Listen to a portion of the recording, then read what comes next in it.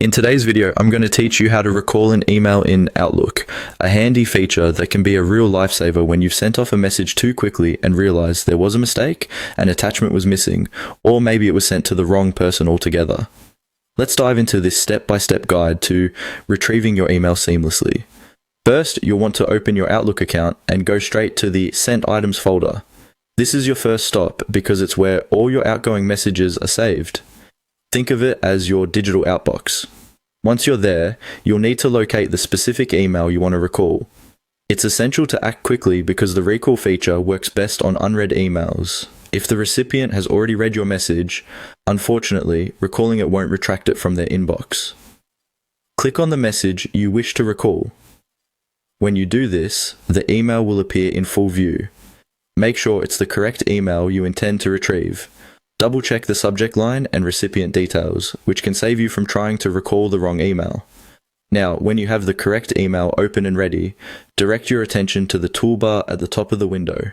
You'll see various options, but what we need is the Actions drop-down menu.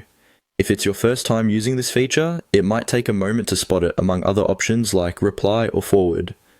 Click on Actions and a list of options will appear. In this list, locate Recall this message and click on it.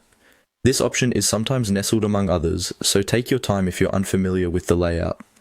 After clicking it, a dialog box will appear with two options. You can choose to delete unread copies of this message, or delete unread copies and replace with a new message. The first option will try to remove the email from recipients' inboxes without sending a replacement, while the second will allow you to send a revised version. Choose the option that suits your need. After deciding, hit OK to proceed. Outlook may take a little time to process this action. You'll be notified if the recall is successful, but keep in mind that success depends on several factors, whether the recipient uses Outlook as well, or if they have already opened the email. Unfortunately, a recall isn't guaranteed if any of these conditions don't favor you. And that's it. Consider using this feature with discretion.